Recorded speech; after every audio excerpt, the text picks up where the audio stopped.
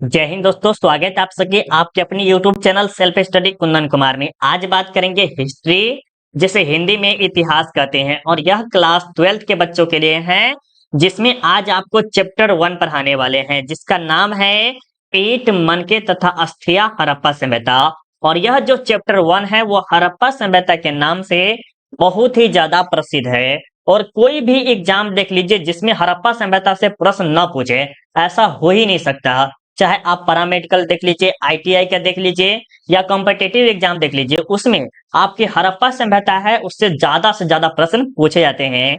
तो इसीलिए आप सबके लिए मोस्ट इंपोर्टेंट एमसीक्यू क्वेश्चन लाए हैं, जिससे आपको एक भी बाहर प्रश्न नहीं आएगा। तो जरूर आप इस वीडियो को शुरू से लेके अंत तक देखिएगा। अगर आपका भी सपना है कि बोर्ड एग्जाम में हम सारे 400 नंबर लाए, तो उसके लिए आपको सबसे पहले क्या करना पड़ेगा, नोट्स अच्छा से तैयारी करना पड़ेगा, जो कि हम पहले आपको बता दिए हुए हैं। उसके बाद आपको सब्जेक्टिव अच्छा से तैयारी करना पड़ेगा, फिर आपको ऑब्जेक्टिव पढ़ना चाहिए। तो नोट्स और सब्जेक्टिव दोनों का वीडियो हम वीडियो के डिस्क्रिप्शन में डाल दिए हैं, वहां पर क्लिक करके आप देख सकते हैं। और आज का क्लास क्या है, ऑब्जेक्टिव है। और अगर आप टेलीग्राम ज्वाइन करना चाहते हैं, जहां पर क्यूज, टेस्ट, पीडीएफ का लिंक वगैरह सारा चीज आपको टेलीग्राम पे ही दिया जाता है, तो टेलीग्राम जरूर ज्वाइन कर लीजिए, जिसका नाम है सेल्फ स्टडी कुंदन कुमार। उसका भी लिंक हम आपको वीडियो के डिस्क्रिप्शन में डाल दिए हैं, सिर्फ क्लिक करके आप ज्वाइन कर सकते हैं। और अगर आप चाहते हैं कि चैप्टर 1 का पीडीएफ हम आपको फ्री में दे दे, तो आपको क्या करना है, और टेस्ट भी दे सकते हैं, दोनों चीज। उसके लिए आपको गूगल पे जाना है और वहां पर सर्च करना है सेल्फ स्टडी कुंदन कुमार। उसका भी लिंक हम आपको वीडियो के डिस्क्रिप्शन में डाल दिए हैं, वहां पर जाके क्लिक करके आप देख सकते हैं। ठीक है, टेस्ट जरूर दे दीजिएगा 100%। कमेंट बॉक्स में भी पिन कर दिए हैं टेस्ट का लिंक, वहां से दे दीजिएगा। अगर आप पेड ग्रुप ज्वाइन करना चाहते हैं, जहां पर A to Z, जिसमें subjective, objective, notes, question bank, model paper सारा चीज मिल जाएगा, तो आप हमें इस नंबर पे कॉल करके ज्वाइन कर सकते हैं। कुछ रुपया आपको लगेगा उसका। ठीक है, अब चलिए हम यहाँ से 1 नंबर से स्टार्ट करते हैं, और हम आपको फिर से समझा देते हैं कि हम आपको जितना भी प्रश्न आपको समझाएंगे या पढ़ाएंगे, वो सिर्फ टिक लगाते नहीं चलेंगे, हम आपको एक्सप्लेनेशन के साथ समझाते हुए किस तरह से क्या हुआ था ये हम करेंगे। थोड़ा सा लंबा वीडियो होगा, लेकिन अच्छा आपके लिए होगा, ये उम्मीद रखिएगा। ठीक है, चलिए हम आप यहाँ से स्टार्ट करते हैं। ये पीडीएफ फ्री में दे देंगे, कैसे मिलेगा वो भी हम लास्ट में बता देंगे। ठीक है, तो 1 नंबर में देखिए क्या कह रहा है कि लोथल किस नदी के किनारे है। तो लोथल जो है आपका भगवा नदी के किनारे है, तो ऑप्शन सी होगा। बोर्ड एग्जाम में पॉइंट बाय पॉइंट हम बताते चलते हैं और आपको समझ में भी आएगा। अगर आपके बोर्ड एग्जाम में पूछ लिया जाए कि लोथल किस राज्य में है, तो ये आपको बताना है गुजरात में। कहाँ है, याद रखिए, कहाँ, गुजरात में। दूसरा पॉइंट में आपसे पूछा जा सकता है कि लोथल के उत्खनन कब हुआ था, तो 1954 में हुआ था। किसने किया था, तो ये किए थे रंग राव नाथ ने किया था। किसने किया थे, रंग राव नाथ ने किया था। ठीक है, ये तीनों के तीनों पॉइंट आपके बोर्ड एग्जाम के लिए 100% इंपॉर्टेंट है, और इसी तरह जो जो में होगा हम उसमें आपको समझाते हुए चलेंगे। ठीक है, अब चलिए यहाँ पर देखिए 2 नंबर प्रश्न में क्या कह रहा है कि सिंधु घाटी के निवासियों को किस धातु का ज्ञान नहीं था। इसमें कहा जा रहा है कि सिंधु घाटी के जो निवासी थे उसको किसी न किसी धातु का ज्ञान नहीं था। जैसे मान लीजिए, अगर सपोज दैट हम ही है यहाँ पे, तो हमें क्या है, सोना का ज्ञान थोड़ा सा है, लोहा का भी ज्ञान है, स्टील वगैरह हो गया, ये सब का है, लेकिन हीरा हम नहीं देखे हैं। ठीक है, हीरा को छुए भी नहीं है, तो इस तरह से हमको पूरा उसके बारे में नहीं बता सकते। ठीक है, थोड़ा सा एक समझिए, थोड़ा सा ये हम कहना चाहते हैं। ठीक है, तो इसी में कह रहा कि जो सिंधु घाटी के निवासी है या हड़प्पा सभ्यता के निवासी है, उसको किस चीज का ज्ञान नहीं था, लोहा का ज्ञान नहीं था। तो ऑप्शन सी जो है आपका बिल्कुल ही राइट आंसर है। और ये लोहा का ज्ञान कब हुआ था, तो वैदिक सभ्यता में। याद रखिए कब हुआ था, वैदिक सभ्यता में हुआ था। ये आपको 100% याद रखना है। ठीक है, चलिए अब देखिए 3 नंबर प्रश्न में क्या करा है कि हड़प्पा सभ्यता किस युग की सभ्यता थी। तो देखिए हड़प्पा सभ्यता जो है वो कांस्य युग की है। कौन सी है, कांस्य युग। ठीक है, यहाँ पर जैसे हो गया पत्थर होता नहीं है, कांस्य से खड़ी होता है, इस तरह से इसका वगैरह यूज किया जा रहा था। तो ऑप्शन सी आपका बिल्कुल ही राइट आंसर है। ठीक है, चलिए अब देखते हैं 4 नंबर प्रश्न पे क्या कह रहा है कि हड़प्पा संस्कृति आधारित थी। मतलब कह रहा है कि इस पे जो डिपेंड था, पूरा का पूरा किस पे डिपेंड था। नहीं कहते कि आज के जमाना जो आ गया है, इंटरनेट का आ गया है, अब कोई कृषि वगैरह नहीं करना चाहता, सब चाहता है कि सरकारी जॉब हो जाए, तो ये ऐसा मुमकिन नहीं है। तो उसी तरह जो है हड़प्पा सभ्यता के जो लोग थे वो किस पे आधारित थे, कह सकते हैं। तो वो जो थे, सबसे पहले बात आपको याद रखना है, व्यापार पे आधारित है। किस पे, व्यापार पे। जैसे रोम का व्यापार हुआ था, ये आपको पता होगा, वहां पर तराजू वगैरह मिला है, हड़प्पा आपको हम अच्छे से समझाए हुए हैं नोट्स में। और उसका कृषि भी था, ऐसा नहीं कह सकते कि कृषि नहीं था, कृषि भी था, लेकिन नंबर वन पे कौन था? व्यापार था। ये आपको ज्यादा खासकर याद रखना है, ठीक है।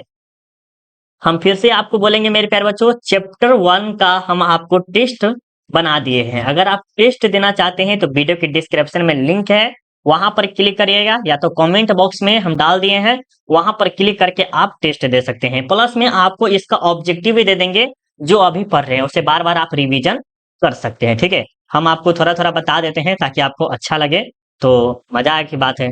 5 नंबर देखिए क्या करा कि हड़प्पा सभ्यता के लोग उपासना करते थे। जैसे हम देखिए, हम सब क्या है अभी जो आधुनिक जीवन में जी रहे हैं, आधुनिक काल में जी रहे हैं, तो इसमें क्या करते हैं, देवी देवताओं, मस्जिद हो गया, कुरान वगैरह जो मुस्लिम में जो होता है, उसको हम क्या करते हैं, पूजा पाठ करते हैं। तो उसी तरह से जो हड़प्पा सभ्यता के जो लोग थे, वो उपासना करते थे, नहीं कहते कि भूखे पेट है, वो है फलना चिलना, वो होता है। तो उस समय जो है किसकी पूजा किए जाते थे? मृत देव की किए जाते थे। किसके किए जाते थे? मृत देव, या तो शिव के भी कह सकते हैं, इस तरह से समझ गए, शिव को कह सकते हैं। अब आगे चलिए, यहाँ पर क्या करा है 6 नंबर में, कि हड़प्पा सभ्यता का स्वरूप क्या था। देखिए सबसे पहले आपको याद रखना है, पहले जो था वो आपका पुरान नवपाषाण काल, ये वैदिक पुरान नव मध्य पाषाण काल, नवपाषाण काल, ये जो था ग्रामीण था। उसके बाद क्या आया? शहरी आया। क्या आया? शहरी सभ्यता आया। फिर उसके बाद क्या आया? ग्रामीण आया। फिर उसके बाद क्या आया? शहरी आया। देखिए एक तरह से थोड़ा सा हम आपको थोड़ा सा समझाने की कोशिश करते हैं। जैसे अगर एक डिटेल शुरू से हिस्ट्री अगर पढ़िएगा, तो पहले ग्रामीण था, जो कि खाना बदोश था, उसमें आग की खोज की गई थी, थोड़ा मोड़ा कुत्ता वगैरह रहन सहन की किया गया था। उसके बाद शहर की खोज हुआ, शहर मतलब हड़प्पा सभ्यता मिला। फिर उसके बाद क्या हुआ? ग्राम हुआ, मतलब कि वैदिक सभ्यता आ गया। तो इस तरह से कर, फिर उसके बाद क्या हुआ? शहर आया, कौन? महाजनपद आया। तो पहले ग्राम, फिर शहर, फिर ग्राम, फिर शहर। इस तरह से बहुत ही मजेदार है, अगर हिस्ट्री पढ़िएगा मजे से तो बहुत ही मजे से समझ में भी आपको आएगा, ठीक है। तो इसका आपको राइट आंसर पता चल गया होगा कि हम आपको क्या बताना चाहते हैं। ये शहरी समझौता था, ऑप्शन बी आपका राइट आंसर होगा, ठीक है। अब देखिए हड़प्पा सभ्यता का सबसे बड़ा नगर कौन सा है? देखिए हड़प्पा सभ्यता का सबसे बड़ा जो नगर कौन सा है, ये आपको बताना है। देखिए हड़प्पा सभ्यता की सर्वप्रथम खोज तो हड़प्पा की हुई थी, लेकिन सबसे बड़ा कहा जा रहा है, जैसे अगर मान लीजिए बिहार है, ठीक है, पूरा बिहार की बात करते हैं, तो बिहार में जो है सबसे बड़ा जो नगर है, तो मतलब कि इधर पश्चिम पश्चिम चंपारण इधर आ जाता है। और जब सबसे ज्यादा डेवलप कौन है? पटना है। कौन है? पटना है, क्योंकि वहां पर बहुत ही सुविधा है, ठीक है। तो यही कहा जा रहा है कि सबसे बड़ा नगर कौन सा है, तो मोहनजोदड़ो, क्योंकि यहाँ पर बहुत चीज सारे चीज मिले हैं, इसके कारण यहाँ पर कहा जा सकता है, ठीक है। तो 7 का आपका राइट आंसर क्या होगा? बी होगा, ठीक है। अब यहाँ पर देखिए 8 नंबर में क्या करा है, 8 नंबर प्रश्न भी बहुत ही अच्छा है, कि हड़प्पा सभ्यता की सर्वप्रथम खोज किसने की थी। इसे स्टार मार्क लगा लीजिए, ये आपके बोर्ड एग्जाम के लिए 100% इंपॉर्टेंट है, ठीक है। तो आपको बताना है कि हड़प्पा सभ्यता की सर्वप्रथम खोज किसने की थी। तो यहाँ पर ऑप्शन 3 है, इसी में आपको देना है। तो ये जो है दयाराम साहनी, कौन है? दयाराम साहनी, ऑप्शन बी होगा। कब किए थे? तो 1921 में किए थे। कब किए थे? 1921 में किए थे। किस नदी के किनारे? रावी नदी के। किसके? रावी नदी के किनारे। ये भी आपको याद रखना। अभी वर्तमान में कहाँ है? तो पाकिस्तान में है। कहाँ है? पाकिस्तान में है। ये आपके बोर्ड एग्जाम के लिए 100% इंपॉर्टेंट है। इसमें बच्चे सब कंफ्यूजन में आ जाते हैं कि सर जो मोहनजोदड़ो है उसका 1922 में हुआ था। बिल्कुल सही बात है, आप बोल रहे हैं, लेकिन हमको ये याद नहीं रहता है कि मोहनजोदड़ो का राखालदास बनर्जी लगाए या हड़प्पा का कौन लगाया है। तो देखिए हड़प्पा मतलब कोई जमीन उमीन क्या है, हड़प लिया। कौन हड़प लिया? जो कि थोड़ा भी दया माया नहीं करता है। तो आपको ये ट्रिक याद रखना है। हम जब पढ़ रहे थे उस टाइम कोई टीचर जो है, रिस्पेक्ट उनका करना जरूरी है, क्योंकि वो जो है क्या कहते हैं, वो हमको ट्रिक थोड़ा सा बताए हुए थे, कुछ शेयर किए हुए थे। कि जैसे कोई मान लीजिए अगर कोई नाम का, जैसे हड़प्पा ही होगा, ठीक है। हड़प्पा क्या है? कोई जमीन उमीन हड़प लिया, हाँ ठीक है। उसके अंदर क्या नहीं होगा? दया नहीं होगा, थोड़ा सा भी दया नहीं होगा, ठीक। इस तरह से आप याद कर सकते हैं, ठीक है। कैसा लगा ट्रिक, आप हमें कमेंट करके बता सकते हैं। और अभी तक आपने लाइक नहीं किया, बहुत गलत बात है, लाइक कीजिए पहले फटाफट। चलिए 9 नंबर देखिए क्या करा कि हड़प्पा किस नदी के किनारे है। अभी रावी नदी बताएं, ऑप्शन ए होगा। और मोहनजोदड़ो सिंधु नदी, भोगवा जो है भोगवा जो, सॉरी गुजरात जो है भोगवा। और सतलज नदी के कौन सा है, कमेंट करके जरूर बताइएगा, ठीक है। चलिए 10 नंबर देखिए क्या करा कि हड़प्पा सभ्यता का सबसे महत्वपूर्ण विशेषता क्या थी। देखिए हड़प्पा सभ्यता का है या सिंधु घाटी सभ्यता का है, वहां के सबसे महत्वपूर्ण विशेषता क्या थी, तो नगर योजना व वास्तुकला। क्योंकि यहाँ पे जो था वो शहर की तरह जीवन जीते थे, मतलब कि रहन सहन उसका शहर की तरह था। यही एक तरह से प्रसिद्ध था, ऑप्शन ए होगा राइट आंसर, ठीक है। चलिए 11 नंबर देखिए क्या करें कि हड़प्पा सभ्यता के पतन के क्या कारण थे। देखिए हड़प्पा सभ्यता का पतन होने का एक ही कारण था, विदेशी आक्रमण, प्राकृतिक कारण, मानवीय कारण। तो ये तीनों के तीनों कारण थे, तो ऑप्शन डी होगा। इसमें से 100% सिद्ध नहीं किया गया है कि जो है विदेशी आक्रमण थे, जैसे आर्य लोग आए होंगे, या प्राकृतिक जैसे बाढ़ वगैरह है या भूकंप वगैरह आए हैं, या मानवीय कारण जो कि मानव वहां से छोड़ के चले गए हैं।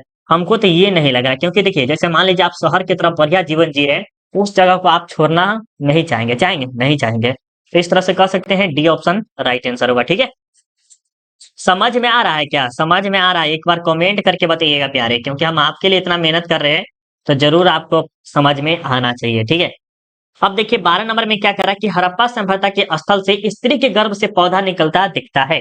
तो ये कहां से निकलता दिखता है, तो ये आपको बताना है 12 नंबर का राइट आंसर क्या होगा। चलिए बताइए, तो बिल्कुल ये हड़प्पा ही है, ऑप्शन सी होगा। ठीक है, चलिए अब देखिए 13 नंबर में क्या कर रहा है कि सिंधु घाटी सभ्यता के स्थलों में सर्वप्रथम किस स्थल का उत्खनन हुआ था। स्टार मार लगा लीजिए, प्रश्न बहुत ही लाजवाब है।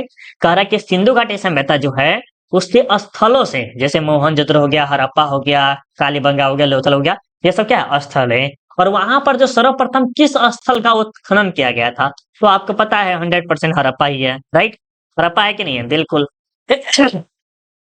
14 नंबर प्रश्न देखिए क्या कह रहा है कि सिंधु सभ्यता में गोदीवारा का प्रमाण कहाँ से मिला है। सिंधु सभ्यता में गोदीवारा का प्रमाण कहाँ से मिला है मेरे प्यारे बच्चों? तो ये जो है आपको पता है लोथल से मिला है। कहाँ से मिला है? लोथल से मिला है, याद रखिएगा गोदीवारा का प्रमाण। ठीक है, और ये सब हम आपको नोट्स में अच्छे तरह से समझाए हुए हैं, तो नोट्स का वीडियो हम वीडियो के डिस्क्रिप्शन में डाल दिए हैं, उसे देख लेंगे और सब्जेक्टिव देख लेंगे, तो आपको ऑब्जेक्टिव में 0% भी दिक्कत नहीं होगा। तो पहले वो सब क्लियर करना आपके लिए जरूरी है। 15 नंबर देखिए क्या कह रहा है कि किस सिंधु स्थल से सूती कपड़े का साक्ष्य मिले हैं। किस स्थल से सूती कपड़े के साक्ष्य मिले हैं, तो ये आपको बताना है। तो ये जो है मोहनजोदड़ो से है, ऑप्शन सी होगा। सिंधु सभ्यता का बंदरगाह नगर कौन था? सिंधु सभ्यता का बंदरगाह नगर कौन सा था मेरे प्यारे बच्चों? फटाफट बता दीजिएगा 16 नंबर का राइट आंसर क्या होगा। बिल्कुल ये डी है। कौन सा कह रहा है? बंदरगाह। याद रखिएगा, बहुत बार पूछा गया है आपके कॉम्पिटिटिव एग्जाम में, ये आपके बोर्ड एग्जाम 12th में नहीं पूछा गया है, बट आफ्टर 12th के बाद आपको काम आ सकता है। डी होगा। ठीक है, अब देखिए ये आपके बोर्ड एग्जाम के लिए 100% इंपॉर्टेंट है। ठीक है, क्या कह रहा है कि सिंधु सभ्यता में नर्तकी की मूर्ति कहाँ से मिली है? नृत्य करती हुई मूर्ति कहाँ से मिली है? आपको पता है मोहनजोदड़ो से मिले। कहाँ से मिले हैं? मोहनजोदड़ो से मिले हैं। ठीक है, याद रहेगा ना? बिल्कुल याद रहेगा सर। आगे चले, आगे चले। देखिए इसका जो अर्थ होता है, देखिए यहाँ जो क्या कह रहा है, और मोहनजोदड़ो का कभी कभी पूछ लेता है कि मोहनजोदड़ो का अर्थ क्या होता है, तो मृतकों का टीला होता है। क्या होता है? मृतकों का टीला। ठीक है, कभी कभी पूछ लेता है। 18 नंबर देखिए क्या कह रहा है कि सिंधु सभ्यता का किस देश के साथ व्यापारिक संबंध नहीं था, तो वो चीन के साथ नहीं था, ऑप्शन डी होगा। ठीक है, क्या होगा? ऑप्शन डी होगा। देखिए सिंधु वासियों के प्रमुख देवता कौन थे, तो हम आपको बताए हुए थे कि जिस तरह हम आज के जो दुनिया में जी रहे हैं आधुनिक काल में, तो यहाँ क्या करते हैं, शिव पार्वती गंगा माता, जो भी आपका देवी देवता होता है उन सभी की हम पूजा करते हैं। लेकिन सिंधुवासी जो थे वो पशुपति महादेव, जिसे आप शिव के नाम से भी जानते हैं, उसकी उपासना पूजा पाठ करते थे, क्योंकि वहां पर मूर्ति के साक्ष्य मिले हैं। ठीक है, अब देखिए आपके सामने 20 नंबर में क्या कह रहा है कि सिंधु घाटी सभ्यता का कौन सा स्थान मृतकों का टीला के रूप में जाना जाता है। मृतकों का टीला अभी हम आपको बताए हैं कि मोहनजोदड़ो का अर्थ क्या होता है, मृतकों का टीला होता है। ठीक है, याद रखिएगा, बहुत ज्यादा इंपॉर्टेंट प्रश्न था, अगर आप याद करते हैं तो। चलिए अब 21 नंबर देखिए क्या कह रहा है कि सिंधु घाटी सभ्यता का कौन सा स्थल सिंध का बाग कहा जाता है। सिंध का बाग किसे कहा जाता है मेरे प्यारे बच्चों? तो ये जो है मोहनजोदड़ो को कहा जाता है।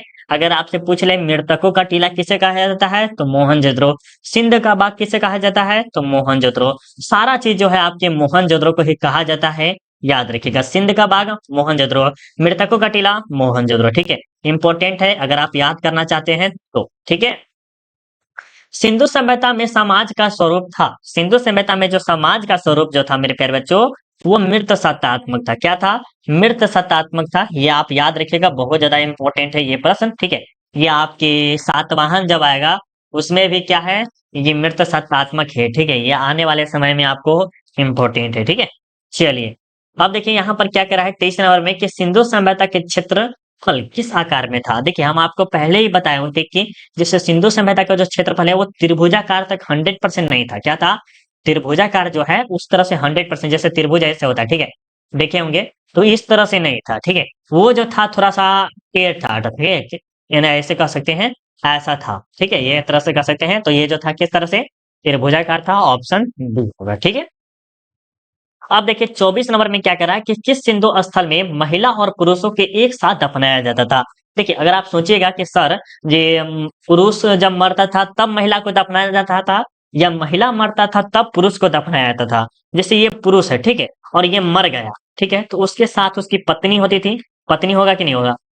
पत्नी समझे ना, वाइफ, राइट। तो वो जो थी क्या करती थी, उसको भी दफनाया जाता था, इसको मार कर। ठीक है, कुत्ता का भी वैसा ही था, कुत्ता का भी वैसा ही था, हड़प्पा सभ्यता या सिंधु सभ्यता कोई भी से सभ्यता में था, जो कि क्या किया जाता था, अगर मालिक मर जाता था तो उसको कुत्ता को भी दफनाया जाता था, और कुत्ता मर जाता तो मालिक को नहीं दफनाया जाता था। ठीक है, तो ये भी याद रखिएगा, जब पुरुष मर जाते थे तो महिलाओं को भी दफना दिया जाता था। ऐसा कौन सा जगह था, ये आपको जरूर याद रखना है। तो ये है लोथल ही है। ठीक है, अब देखिए 25 नंबर में क्या कह रहा है कि सिंधु घाटी सभ्यता में विशाल स्नानागार के अवशेष कहाँ से मिले हैं। तो ये है प्रश्न आपके बोर्ड एग्जाम के लिए वेरी वेरी वेरी इंपॉर्टेंट। तो विशाल स्नानागार के अवशेष जो है वो मोहनजोदड़ो से आए हैं, और ये आपके सब्जेक्टिव के लिए 100% भी इम्पोर्टेंट है, जिसका लिंक हम आपको वीडियो के डिस्क्रिप्शन में डाल दिए हैं। सब्जेक्टिव ऑलरेडी बना हुआ है। ठीक है, चलिए 26 नंबर देख क्या करा कि सिंधु घाटी सभ्यता की जुड़वा राजधानी है। तो ये भी इम्पोर्टेंट है, भी है। तो जुड़वा राजधानी जो है आपका हड़प्पा और मोहनजोदड़ो है। हड़प्पा की बात करें तो 1921 में इसकी खोज हुई थी। मोहनजोदड़ो की बात करें तो 1922 में। ये किस नदी के किनारे है? रावी नदी के किनारे है। ये किस, थोड़ा सा इसमें डिटेल में बात करना जरूरी है, रुकिए आप। जब इसमें आप जब पोल खोलिए रहे तो बढ़िया से पोल खोलिए, ठीक है, ताकि बच्चे इसमें कंफ्यूजन ना रहे। ठीक है, देखिए यहाँ पर हड़प्पा लिख देते हैं। हड़प्पा जो है इसकी खोज 1921 में, और इसकी जो हुई थी 1922 में। ये किस नदी किनारे है? रावी नदी किनारे है। ये किस नदी किनारे है? सिंधु नदी किनारे है। ये इसका उत्खनन किसने किया था? तो दयाराम साहनी ने किया था, दया लिख देते हैं। और इसका किसने किया था? राखल दास बनर्जी, राखल लिख दिए, राखल। इतना बड़ा लिखेंगे तो बहुत टाइम लग जाएगा। ठीक है, और ये दोनों के दोनों कहाँ है वर्तमान में? तो पाकिस्तान में है। इतना तो क्लियर है ना। इससे अगर ये छौ के छौ याद कर लेते हैं तो बोर्ड एग्जाम में आप लिख के रख लीजिए 100%। एक से दो नंबर आपके कोई नहीं रोक सकते हैं इस प्रश्न से। आपके 1 से 2 नंबर आपके बोर्ड एग्जाम में 100% पूछेगा तो पूछेगा। ठीक है, चलिए अब देखिए 27 नंबर देखिए क्या कह रहा है कि मोहनजोदड़ो का उत्खनन किसने किया था। मोहनजोदड़ो का उत्खनन किसने किया था? अभी जस्ट हम आपको बताए थे। कौन किया थे? आर डी बनर्जी, जिसे राखल दास बनर्जी के नाम से भी आप जानते हैं। ऑप्शन सी होगा। मोहनजोदड़ो किस नदी के किनारे बसा हुआ है? सिंधु नदी, ऑप्शन ए होगा। ठीक है, अब आपको दिखाना है 29 नंबर में कि मोहनजोदड़ो किस भाषा का शब्द है। फिर से हम बोलते हैं मेरे प्यारे बच्चों, जितने बच्चे हैं टेस्ट नहीं दीजिएगा तो आपको मजा नहीं आएगा। तो हम आप सबके लिए चैप्टर 1 का टेस्ट का लिंक वीडियो के डिस्क्रिप्शन में डाल दिए हैं, प्लस में ऑब्जेक्टिव जो अभी आप पढ़ रहे हैं उसका आपको एक्सप्लेनेशन के साथ हम आपको डाल दिए हैं। तो आप चाहे तो उसे पढ़ सकते हैं। कैसे मिलेगा हम आपको लास्ट में बता देंगे। ठीक है, तो मोहनजोदड़ो किस भाषा का शब्द है? तो ये जो है सिंधी भाषा का शब्द है, ऑप्शन बी होगा। ठीक है, लोथल कहाँ है? गुजरात में है। इसका उत्खनन 1954 में हुआ था। किसने किया था? तो रंगनाथ राव ने किया था। ये भी आप याद रखिएगा। लोथल से बहुत सारे सामान भी मिले हैं। ठीक है, 31 नंबर देख क्या करा कि कालीबंगा भारत के किस राज्य में अवस्थित है? VVI प्रश्न है। अगर आपके बोर्ड एग्जाम में अगर गुजरात, सॉरी लोथल, अरे भाई लिखा जा बढ़िया से, लोथल या कालीबंगा, दोनों में से एक न एक प्रश्न रह सकते हैं। 100% तो नहीं कर सकते बट रह सकते हैं। ठीक है, तो अगर आपको पूछे कालीबंगा तो आपको हमेशा याद रखना है राजस्थान। कहाँ? राजस्थान। अगर आपको लोथल पूछे तो हमेशा याद रखना है गुजरात। ठीक है, लोथल गुजरात और कालीबंगा राजस्थान। ठीक है, 31 नंबर प्रश्न आपको समझ में आ गया होगा। देखिए समझ में आ रहा है तो सिर्फ लाइक कीजिए, क्योंकि लाइक से क्या होता है, उससे हमें और एनर्जी मिलता है और हमें और वीडियो बनाने के मजा आता है, और इसी तरह से एक्सप्लेनेशन के साथ समझाने में भी मजा आता है। ठीक है, अब देखिए क्या करा है कि गंदे पानी की निकासी की समुचित व्यवस्था सर्वप्रथम किस सभ्यता में देखने को मिलती है? तो ये जो है सिंधु घाटी सभ्यता में देखने को मिलती है, जहां पर आप देखे होंगे कि यहाँ पर जो सड़क था वो क्या था, बहुत ही अच्छा था, साफ सफाई के साथ रखा जाता था। और यहाँ के साइड साइड में नाला बना हुआ था, क्या था, किसके लिए? पानी बहाव के लिए, गंदा पानी बहाव के लिए। ठीक है, तो ये सब हम नोट्स में समझाए हुए हैं, पिक्चर के साथ हम आपको समझाए हुए समथिंग। ठीक है, चलिए अब देखिए कालीबंगा किस नदी के किनारे स्थित है? कालीबंगा तो ये भी प्रश्न थोड़ा सा इंपॉर्टेंट है। बता दीजिए कालीबंगा किस, तो ये जो है सरस्वती नदी के किनारे स्थित है। अब यहाँ पर कभी कभी आपके बोर्ड एग्जाम में इतना तो जरूर पूछ सकता है कि आपको किस तरह से आपको याद रखना है। पॉइंट नंबर 1 में आपको याद रखना है कि जैसे हड़प्पा है, ठीक है, तो हड़प्पा आपको रावी नदी किनारे है। कहाँ है? रावी के नदी किनारे कहाँ पर है? पाकिस्तान में है, ठीक है। ऑप्शन 2 में आपको याद रखना है मोहनजोदड़ो। कौन रखना है? मोहनजोदड़ो। ये किस नदी के किनारे है? सिंधु नदी के किनारे, ठीक है। ये भी कहाँ है? पाकिस्तान में है, ठीक है। आप मत कहिएगा कि सर पूरा पूरा क्यों नहीं लिखे, लिखेंगे तो बहुत ज्यादा टाइम लग जाएगा और हम इतना चाहते नहीं है। तीसरा नंबर में क्या लिखना है? कालीबंगा, जो कि अभी पढ़ रहे हैं, वो कहाँ है? ये भी आपको याद, सॉरी, किस नदी किनारे है? सरस्वती नदी के, कैसे है? सरस्वती नदी किनारे है।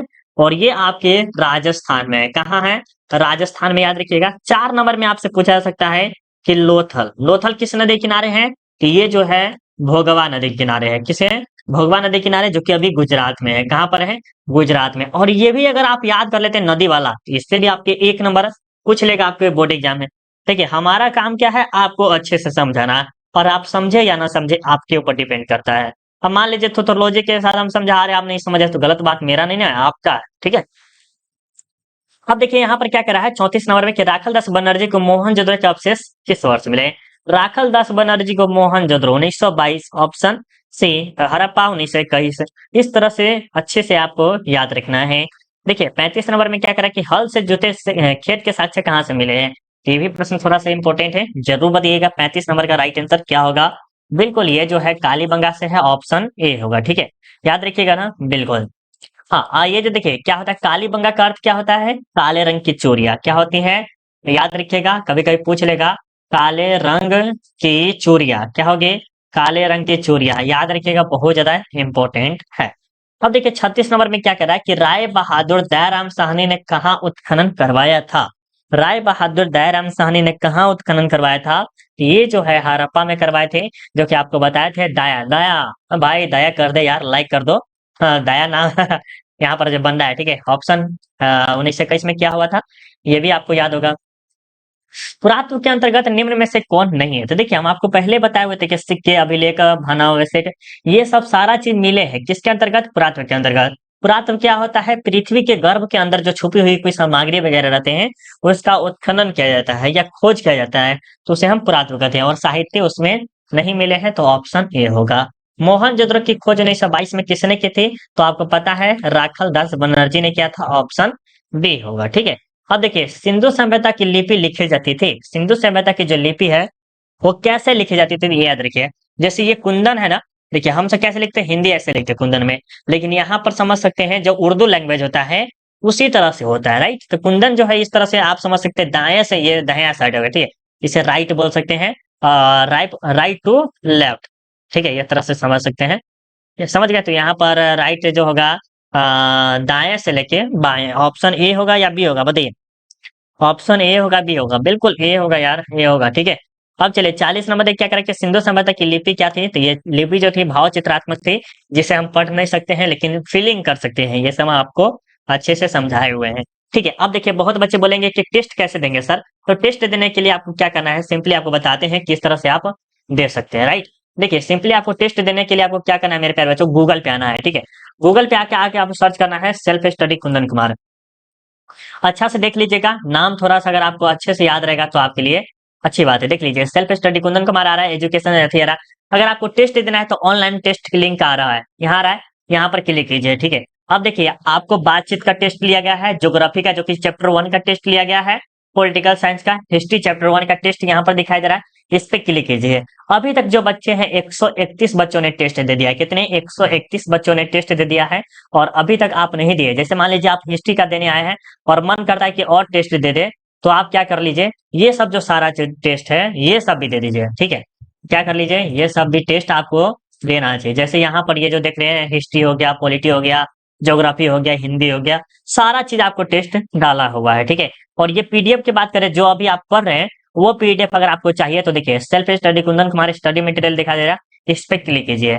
और उस पे क्लिक करने के बाद आपको जस्ट नीचे आना है, तो यहाँ पर देखिए हिंदी दिखाई दे रहा है, इंग्लिश दिखाई दे रहा है, history, geography, sociology, political science, जो भी सब्जेक्ट दिखाई दे रहा है और जो भी आपको पढ़ना है, होम साइंस का भी यहाँ पर ऑब्जेक्टिव मिल जाएगा, सिर्फ ऑब्जेक्टिव मिलेगा। तो हम हिस्ट्री पे क्लिक किए, हिस्ट्री पे क्लिक करने के बाद आपको क्या करना है, चैप्टर 1 पढ़ना है जिसका नाम है ईट मन के तथा हड़प्पा सभ्यता। उस पर क्लिक कीजिए और ये सारा का सारा आपका जो है आपको ऑब्जेक्टिव वगैरह देखिए, यहाँ पर ऑब्जेक्टिव दिया है ना, और एक्सप्लेनेशन के साथ ऑब्जेक्टिव दिया हुआ है। तो हम आपको जरूर सजेस्ट करेंगे कि एक बार जाके देखिए और अच्छे से पढ़िए। हम आपको 100% प्योर देना चाहते हैं, जो कि बेस्ट कर सकते हैं, उस तरह से हम आपको देना चाहते हैं। तो प्लीज आप देख लीजिए, ठीक है। अगर पेड ग्रुप के बारे में आपको बात करना है तो इस नंबर पे कॉल कर लीजिए, जहां पर क्या होगा आपको A to Z, जिसमें आप समझ सकते हैं पूरा चीज कंप्लीट पूरा मिलेगा। तो कॉल करके बातचीत कर सकते हैं। अब मिलते हैं आपको चैप्टर 2 का एक्सप्लेनेशन या कह सकते हैं या नोट्स में, ठीक है। अभी के लिए बाय बाय, जय हिंद। कैसा लगा वीडियो जरूर कमेंट करके बताइएगा।